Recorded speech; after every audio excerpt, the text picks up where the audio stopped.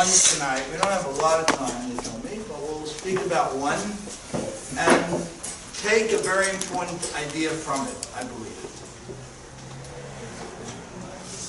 Nachmanides' Ramban is one of the more difficult but spectacular, exciting explainers of the Chumash.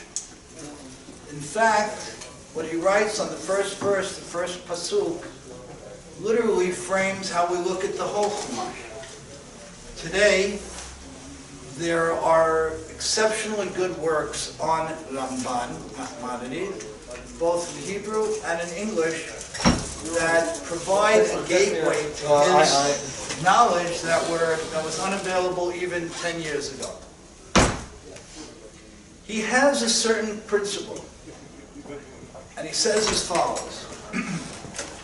Whenever there's a list of mitzvot, a list of commandments, the last one listed is the most important and is the enabler of everything that came before it.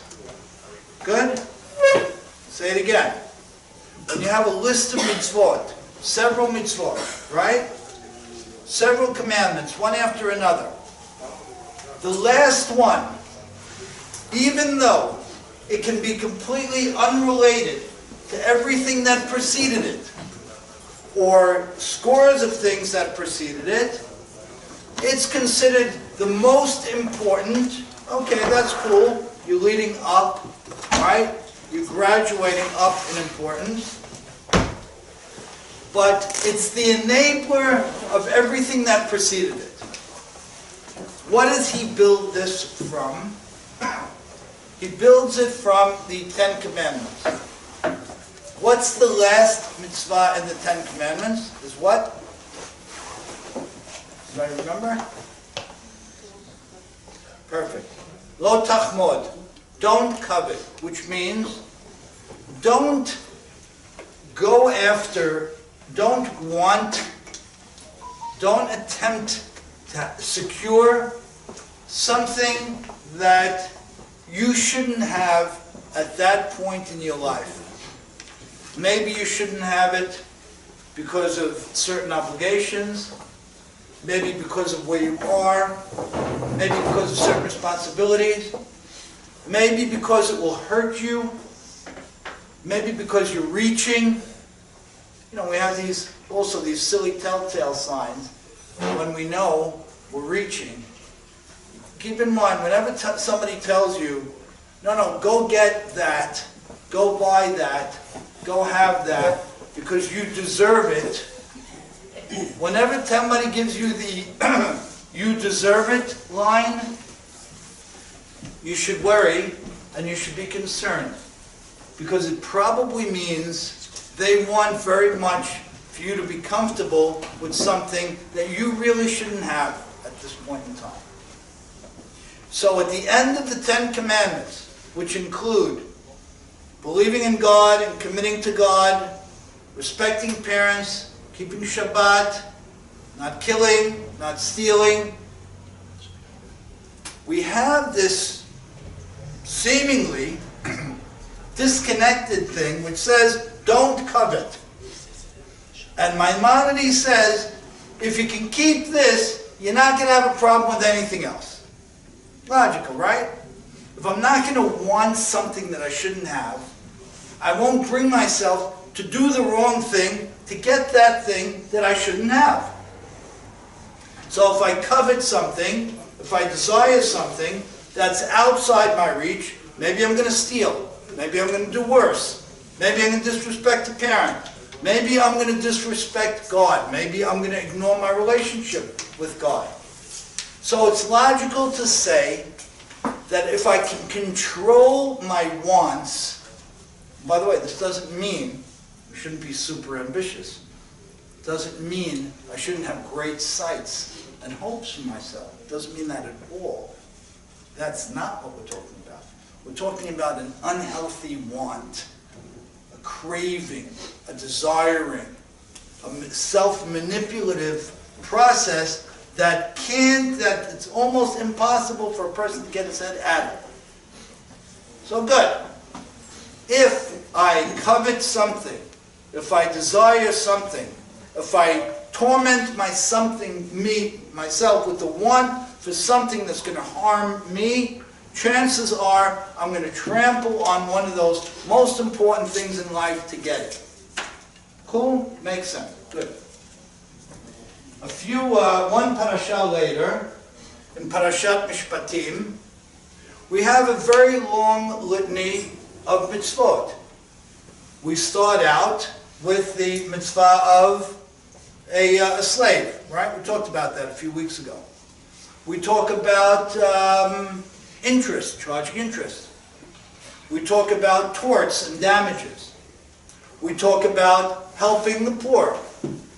We talk about cursing a parent or hitting a parent. Many, all somewhat related, but seemingly unrelated commandments. Talk about the holidays. And what do you think is the last commandment listed? And therefore, based on Ramban, Nachmanides, the most important and the enabler of everything that came before it. You won't miss it. What is it? What is it? Take a guess. Huh? No. You would think Shabbat. Shabbat's going to be an enabler, right? Honesty. That would be an enabler. Talk to me. Take some guesses. Torts, damages, parents, holidays, Shabbat. Free will. Free will. Okay, good, great, should be, but free will is not a mitzvah. It's more than a mitzvah. It's a premise. It's an assumption. Right? What's the question? What's the question? What is the last of this very long list of multifaceted list of commandments that we would say, because it's at the end of the list, it's the most important and it's the enabler for everything that preceded it? Give me a few guesses. Kindness? Nope, but great guess. Loving yourself or accepting. Great guess. Happiness? Belief, great guess. These all make sense. Happiness, great guess. Nobody's right. Keep going. Come on. Huh? Kashrut. Kashrut. No. That's it. Good. Proud. Lo tevashel gedi b'chalev imo. Grand slam. Lo tevashel gedi b'chalev imo. Don't cook a kid in its mother's milk. The basis, the premise for eating kosher. For the tens and tens and tens of laws related to eating kosher. Strange. You would think kindness, belief, self-love, remember everything you mentioned. Those would be enablers. Kashrut? What does it have to do with relationship with my parents? What does that have to do with keeping Shabbat? What does that have to do with managing my assets properly? What does that have to do with properly caring for a person in pain? It doesn't seem to have anything to do with any of that. But it gets better. A handful of parashiyot later, in Parashat Kitisa, what do we got? Right? We have the story of the golden calf and Moshe Rabbeinu getting real angry, Kadosh Baruch Hu getting real angry, things reaching a very, very low point between God and us. Moshe Rabbeinu asking God the key to reconnect and stay connected. We get the Yud Gimel Midot, the 13 attributes to reach God, where God can't say no. After that whole story, what do we got? A listing of mitzvot, a listing of commandments, right? Including the holidays and Shabbat. What is the last commandment on the list having nothing to do with that which preceded it? Kashrut. Keeping kosher. So, you tell me, what does keeping kosher have to do with honoring a parent, with managing your assets well, with having the sensitivity to notice someone in pain and care for that person before the pain damages too much of that person? What does kashrut have to do with any of this? Yeah. So the pain, like when you slaughter the animal, you have to be more mindful of the animal's pain. Okay, good. So let's say that maybe we're a little more humanitarian in our practices. Okay. Self-control. How? Everything from how we slaughter to how we shop to how we eat to what we eat, when we eat. Fantastic. Fantastic. Self-control. Fantastic. What do we call that? What do we call self-control in Hebrew? What do we call it? We have words for power in Hebrew, a few different words. Who speaks Hebrew? What words do we have for power? Kazakh. Huh? Koach. Koach? Great. What does koach mean? Strength. Strength. What type of strength? Power. Physical strength. Power. What's the word for restraint? It's one of the biggest words in Judaism. What's the word for restraint? For restraint? Gevurah. Gevurah. Courage. The word for restraint is gevurah. Courage. What does gevurah mean? Restraint. What does it mean? Give me an example. Huh? What does it mean? Control. It means control, right? It means there's nothing really standing between me and this thing but me wanting to build my life a certain way, right? It's true, according to many, that our shechita practices are more humane. Not everybody holds that way, but many people do. But exclusive of meat, there are many, many other elements to kashrut, to eating kosher. And the reality is, the only thing that stands in between a person and what they eat is their level of gevurah, their level of self-control and self-restraint. Now, we have a very interesting Rashi in Parashat Kedoshim, where he attempts to explain what a kadosh something is. A kadosh people, a kadosh person. And he says, Parush min hamutar. A person who separates himself from that which is allowed to him because it will hurt him, even though it's not halachically forbidden, it's allowed to him, but he knows himself well enough to know that that'll hurt me, that'll confuse me, that'll bring me down, that'll whatever. That person who has the gevurah, who has the internal strength, the personal restraint to hold back from that, that person is kadosh. That person creates a reality for himself that's exceptional related to everybody else. We are what we eat.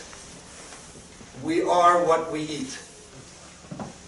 Yeah. So if I eat a lion, I'm going to be a lion. If you eat an unkosher lion, I don't think lions are kosher. Let's assume you're eating a lion. You will be impacted by that something in your body. And for our makeup, our spiritual DNA, that impact will be destructive. That's to the extent that the unkosher that I eat, whether it be, a lot of people in my community till this day, unfortunately, they don't understand the nuances of kashrut, of eating kosher. So they won't go into a restaurant and eat a hamburger or something like that. But they'll go into a restaurant and they'll have a salad.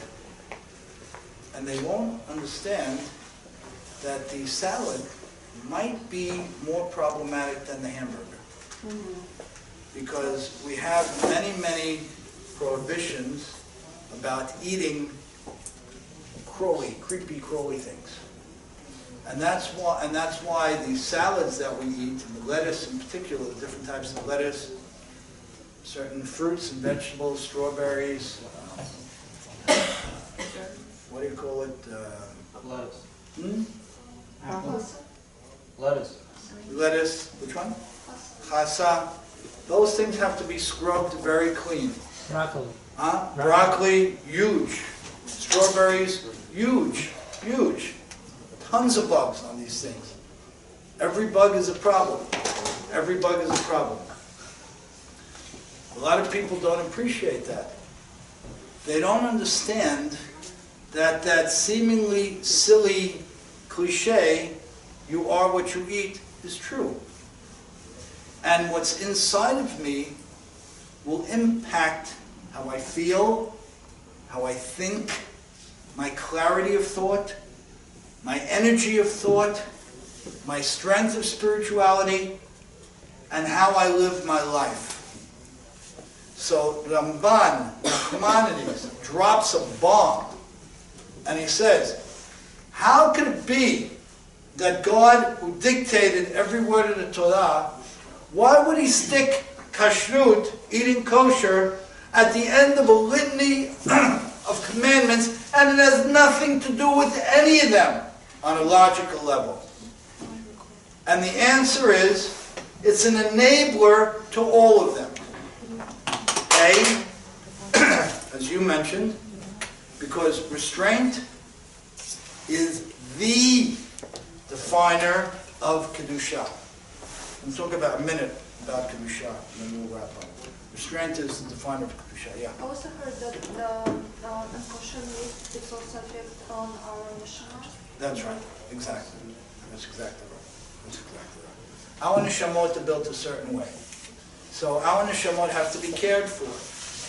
And to the extent that we trample on this fragile thing called the neshama, it will become damaged. And the damage is cumulative. You know, people eat, I see people eating these giant cheese sandwiches every single morning in June. What are you doing, man? It's cumulative. It just keeps blocking the artery. It just keeps blocking until, God forbid, there's a day when there's nothing left to block because it's all in solid piece and your blood can't flow through it anymore. It's the same thing here. Spiritual damage that we create based on what we do physically, in this case food and drink, will have cumulative negative impact on us. People are very lax with drinking wine or vinegar-related products. Wine. I was recently in Europe for business, and I saw Jewish people I know, very wealthy people, sitting in the hotel lobby, eating an unkosher meal. Why? There are 4 kosher restaurants in the city. And by the way, if you don't like those restaurants, any of them had enough money to hire a chef and buy the kosher product or bring the food with them. When my wife and I used to travel to Europe many years ago, and there was very little Chabad and very few opportunities to eat, we used to take suitcases of food, literally. Suitcase, that's how we traveled. Today, you can find the Chabad there, spectacular, in just about anywhere and everywhere. So, we need to understand, you know, as we've been talking about, that a successful life is made up of many, many different pieces, as you would imagine it would be. We talked about Tum'ah and Tahara, purity and impurity. We talked about different core elements, Tum'ah, Binah, and so on. We talked about a handful of different things. At this point, it's important for each of us to pause and say, I know everything I put in my mouth physically impacts me. You know, Rambam, Maimonides, we've been talking about Nachmanides. Maimonides wrote about 10 or so pieces on health. Right? Interesting. He was a doctor, and he was a giant of Torah. And he has one underlying premise. And his premise is, if it won't make you healthier, don't eat it. Imagine how skinny we all would be. Right? How skinny would we be if we simply held by that? If it ain't going to make you healthier, don't eat it. Now, if we think about that on a physical level, grand slam. On a spiritual level, super grand slam. We live at a time, and I've said this in this venue before, we live at the, I would really suggest, if not the greatest time in Jewish history, almost the greatest time in Jewish history. There's rarely, maybe Ma'amad Har Sinai, when we stood by Mount Sinai, it was greater. I'm sure it was. But other than that moment, it was never easier to build a life of Torah. Never easier. Never easier to eat kosher. It's just a question of the gevurah, the restraint. And when you have that restraint, it resonates on many, many different levels. There's a sense of self-worth that's claimed in and of itself, with nothing else, just because a person did the right thing. So if it's strawberries, if it's lettuce, if it's hamburgers, if it's wine, it's all part of the package. Yeah. I have a question kind of related to this. So in college, I took like a Judaism class with a professor, Jewish guy. I don't know how religious he is. And we looked at Judaism through a very different lens, like with regards to kashrut, washing vegetables and stuff. Like the way he was talking about it was that in those days where people barely wash their hands, the fact that we have a mitzvah to go and wash for bread and all of these stuff, it prevented, like, there were very few people that were Jewish that had the plague and things like that, illness. Does that have any correlation to the way we view Judaism? So, any answers to that question? What do you say? Yeah. I think there needs to be like a separation made between the benefits of doing mitzvah and why we're doing it in the first place. Like, yeah, it might be great for us and it might have a lot of benefits, but if God told you to do it, that's the first step. So like, let's say washing hands. Someone can look at Judaism and like justify, yeah, it makes sense Jews wash their hands because it's better hygiene, right? But then if you look at it from the Jewish perspective, why are we washing our hands? Yeah, there's like a indirect benefit, but we wash our hands because this is how we gain spiritual purity to then eat, right? So. Right, very nice, yeah. I mean, there's the idea that the Torah came first, and then came the law, like out of the blueprint as the Torah. So the way the secular view is, the Jews didn't eat pork because pork then, like the meat was, you could have parasites and that's why. Whereas the Jewish view that I think was from Rabbi Akiva Tatz is the other way around. The pig is unhealthy for you because it's not kosher. So the first it was decided that this is not kosher and this is not the way you live. And then the side effects that came through were from the Torah basis. Right. So to build on their point, and I think they're right on target, and Harambam, Maimonides, makes this distinction as well, and he says we should never look for the reason why we do something. I'm giving you a reason tonight because you're at a stage in your lives where you're building, but ultimately we don't look for reasons, as you were saying, for doing mitzvah. We don't look for a reason. There might be a purpose, but in fact, even looking for the purpose is dangerous. Why?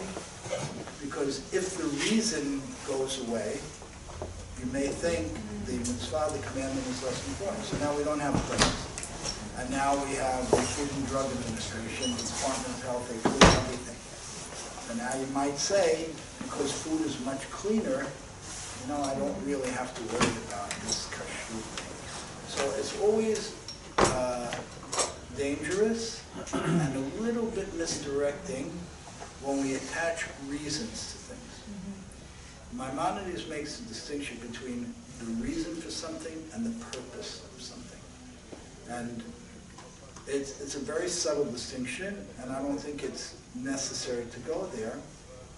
I'm suggesting a reason to you tonight that it will build who you are spiritually. But even if that wasn't the case, which we know it is, we keep kosher because that's what God asked of us. And if it is part of this overarching, very complex plan, which it is, then it's an essential contributor to building the life that we want. And we may never know how it contributes, but it's okay. Any other questions, thoughts? Yeah. How do you acquire wisdom without understanding the reason, the intellectual capacity of? I think it goes hand in hand. Yeah. So there's a lot of conversation about this, and Harambam talks about it at length. Shlomo Melech went down this road as well, and there's a great risk in looking for reasons, and that is, as we just said, that if the reason is no longer relevant, you might say the reason is no longer relevant, so you might say that the commandment is no longer relevant, right? To this point, he gave a very good reason. And it may have been one of the positive outgrowths that came from us eating certain foods and not eating others. It may very well have been one of the positive outgrowths. But now that that reason doesn't apply anymore, we might say, okay, it doesn't apply, so why can't I eat what I want? Yeah? So what we do is we don't go after the reason, we go after the details of the mitzvah. We don't look for the reason that we do this commandment or that, but we look for all of the details. And in the details, we find great knowledge and understanding. I want to give you a very interesting case to speak to your question. Chacham Ovadia Yosef, and we'll wrap up in 2-3 minutes. He was the greatest Sephardic posek, halachic decision maker in a good 500 years, since Maran Shulchan Aruch. He writes that everything in the Torah, everything, is a chok, is something that we will never understand the reason for. And what does he use as his primary example? Honoring parents. Now, there are few things more logical than honoring a parent, right? I can certainly, I have a little bit of a sensitivity, I can certainly reason out why I should honor my parents. I may not get along with them, God forbid, but it happens sometimes. But to honor them, just about everybody can find a reason to honor. But in the introduction to the first of his 2 books on Kibud Avva'im, on honoring parents, he says that honoring a parent is the typical chok. It's the classic chok, meaning it's the classic commandment that you will never understand the reason for. What are you talking about, man? It's the most obviously logical commandment. I honor my parent. You know, if my parent just covered me and protected me and fed me once, forget about a lifetime or a childhood, once, they have to be honored for that. So when the rabbi writes that everything is a chok, meaning even the most logical commandments have reasons that are well beyond our understanding, including honoring a parent, he's making a gigantic point. And the point is, and it's a very important point, don't look for the reasons. You're going to be hurt because the reason may not make sense. The reason may be moralistic. The reason may be timely. The reason may be agenda-driven. Learn the details of the mitzvah. And then you'll come to an understanding. Something inside will be touched, and you'll come to a level of commitment. Strangely, but time and again. How did he explain keeping up that? That's the way he said it. Yeah, but he doesn't like say why. He says that any reasons you're going to attach to it are your own cute little things, and don't tell me anything. He says everything in the Torah is a chok. Everything. Yeah, but why is that? He's using that to throw the point right in your face by saying what you would think is the most obvious mitzvah, not chok, right? More to the mishpat side where it's logical. No, that's a chok. So you think you're going to chase down the reasons for things? Nothing more seemingly obvious that's reasonable than honoring a parent. If you think you're going to find it reasonable, forget it. Learn the details, don't learn the reasons. Just as an example, to build on our point. And I think this is published in English now. There are 2 books, and by the way, we all have parents, right? Have parents, right? It's very complicated. Life with a parent is very complicated, right? And it's complicated. We love them, it's complicated. We're distant from them, it's complicated. It's complicated. He has 2 books this thick on the laws of honoring parents. There's maybe 1,000 pages. And we think this is so obvious, we can figure it out on our own. But the Torah mandate for honoring a parent is 1,000 pages. And we'll close with this. Yeah, Dan. Silly question, but what does honoring mean? Okay. What does honoring mean? So we should study the book. Like, is it like respect? Is it like a general term for it, or is this? It's respect, but it's things like, for example, my daughter Sylvia is super well-rounded, right? And sometimes I'll say something, and she'll say, She can't confront me directly, because I'm a father. So she has to figure out a way to say, you know what, Daddy, maybe take another look at that Torah idea, based on what so-and-so says. Because honoring a parent means you never criticize a parent. You never confront a parent. How about honoring a parent means you never tell a parent, good idea.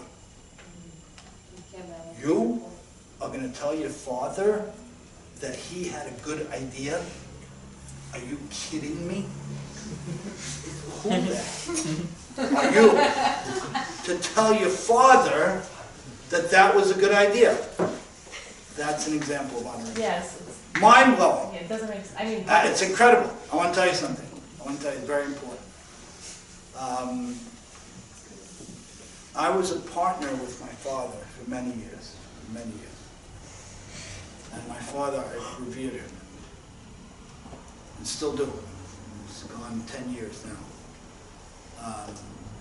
It was so hard to be a son and a partner. It was so hard. I'll tell you something, it wasn't hard. It was impossible. You can't argue with your father.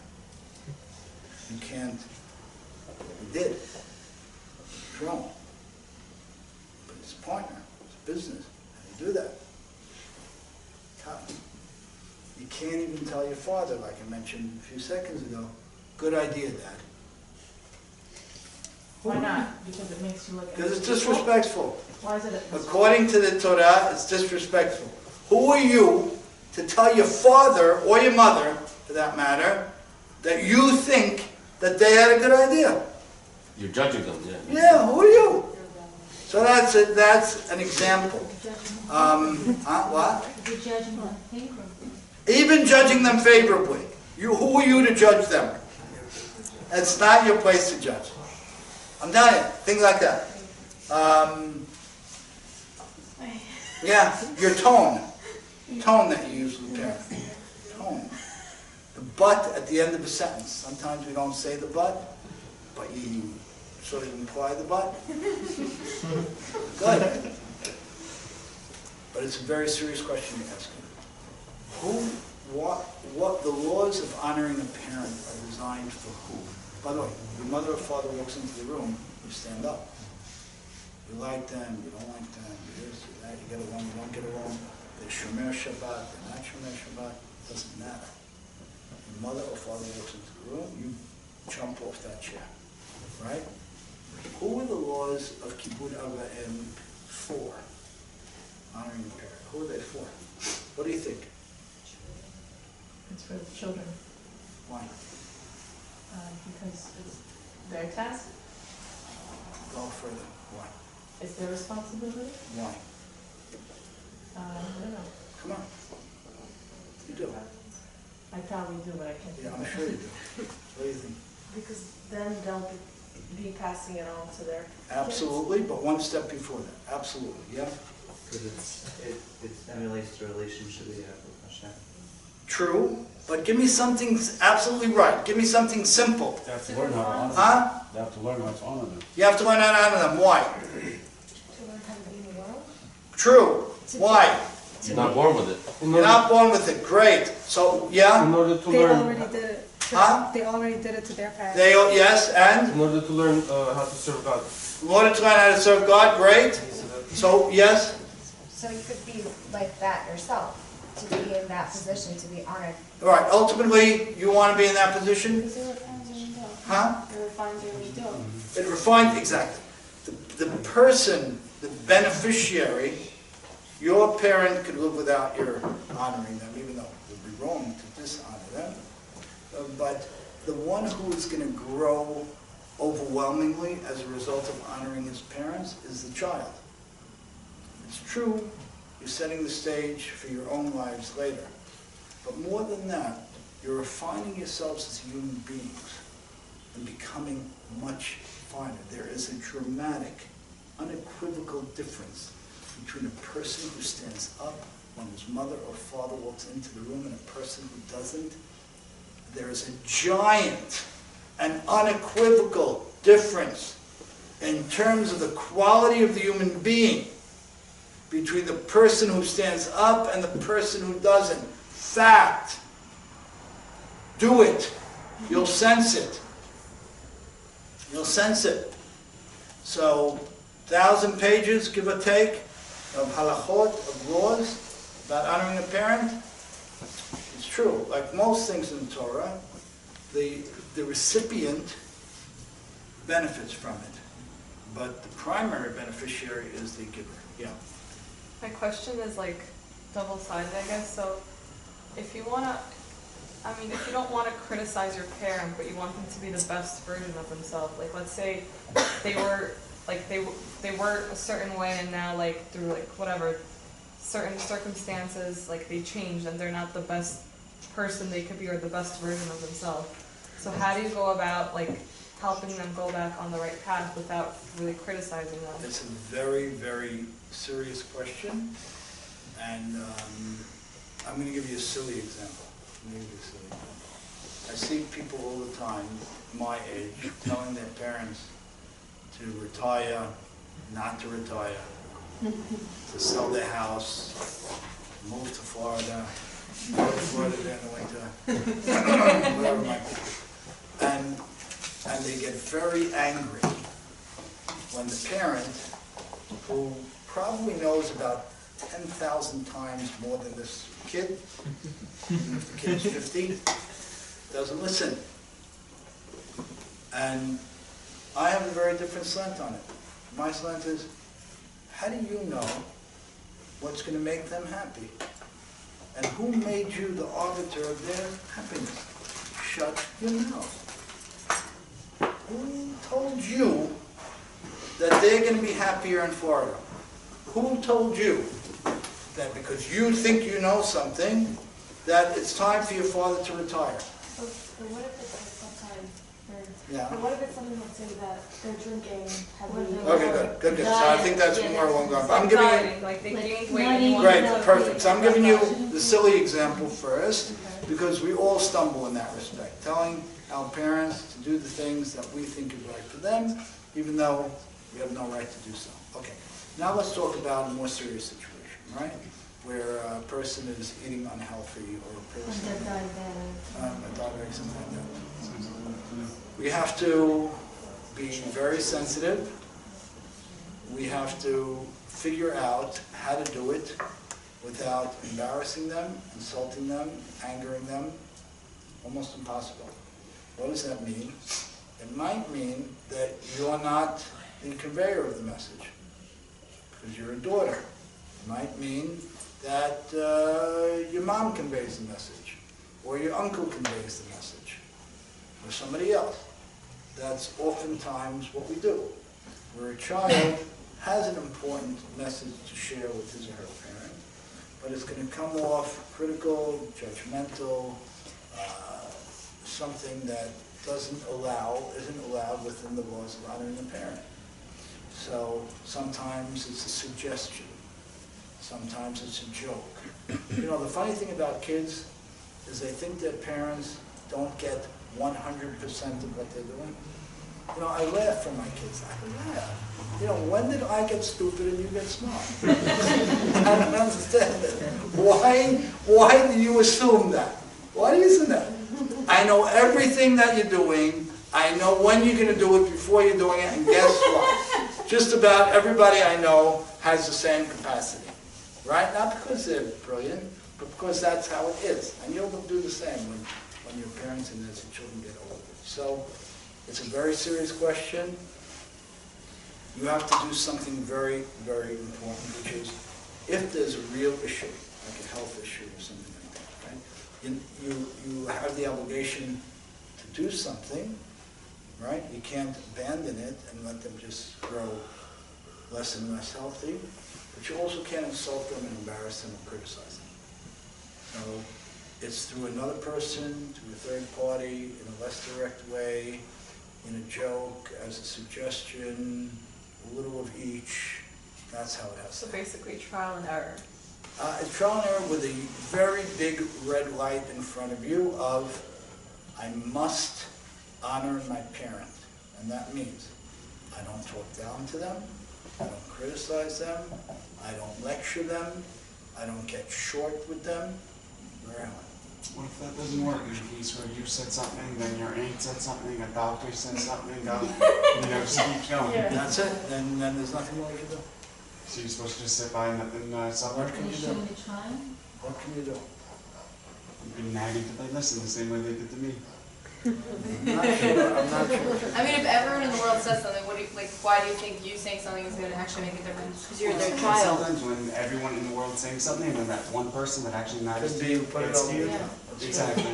You could put it over the top. But sometimes you might have to be in a more direct way than so-called. I would do it. I would do it, and I don't want to sound whatever extreme, but I would do it under rabbinic guidance, because dishonoring a parent is a giant failure. We want to do it, and very often we are trying to help. We are, but sometimes we're so emotionally invested. It comes out wrong. Yeah, it comes out wrong. What if you know something in a certain profession and your parents ask for your advice? For example, what would you, like if you're a doctor, if you're an accountant, a lawyer, whatever, and they ask for your advice and your opinion, is that That's fine, as long as it's done in a way that's not condescending and not judgmental and not, yeah. And also one more thing, that mitzvah, Kibud Avim specifically, the Torah speaks the reason for it. Right. So that gives the reward for it, not the right. reason. It's not a The reason, reward. it's just a reward. The reward. It's different than It Yeah. says that people who respect their parents will have a longer life. So it's not a reason, it's just It's not a reason, it's a reward. Like Leman is for, not because. So that Right, so your like, days will be greater, will be longer. right, but like that word shows you that it's not a why. Like, it's not why, that's not why you have a mitzvah. Right, it's a benefit of the mitzvah. Yeah, but I think that things like don't judge and don't criticize apply not only to parents, but all other people. Right, we hold in Judaism that people who judge force judgment on themselves. And it's hard because America is a great, great country, but it's a very, very judgmental society. It's terribly judgmental. And we have to fight that. We really have to fight it because at the end of the day, the people who are hurt most by that are us. Because we end up being very harsh judges of the people around us, which is rough and bad, and judging it. But more than that, we end up being harsh judges of ourselves. When a parent tells you to do something, do you have to listen? Yes. Always? Unless it's against halacha. Like, let's say a parent tells you to do something for your health, and you know otherwise. Then you have to find a way to tell your parent that there's another opinion in a way where you're not confronting them. And maybe it's in the form of a story, or, it's like an ahayat. So just saying like, okay, and No, not thanks, just saying, and not okay. doing it. You say, okay, mommy, mom, dad, whatever, I'm gonna work on it, I'm gonna look into it. And then maybe a week or two later, you come back and you say, you know what, I've been doing it, but I heard this interesting thing, what do you think? Well, you're not going right at them, or you're not confronting them, you're not disrespecting them, or you're just saying, I heard this interesting thing. Yeah, they're not stupid, they know what you're doing. But it shows that you had the sensitivity and the care to pause, to be patient, to come back at a time when, the issue wasn't so hot and wasn't so... One more question. Okay. Sorry, this may be a very stupid question, but I'm just wondering. Stupid question, you just judge yourself. If a parent commits a crime, like if they kill someone or if they hurt someone, are you obligated to protect them?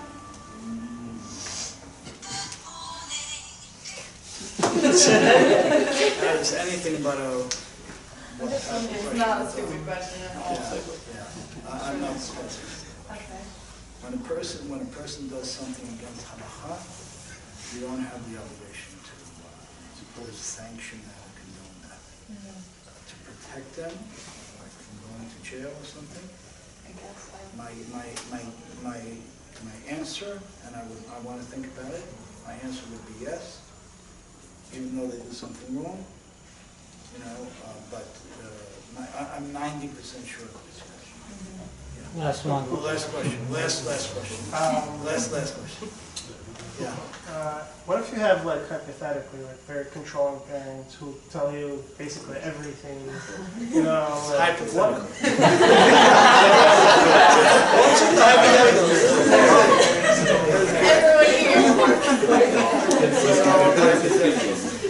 Hypothetically.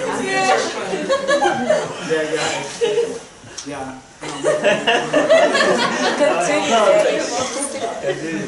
No, it's a very good question. You have to find a way. You have to find a way, even though it burns you up.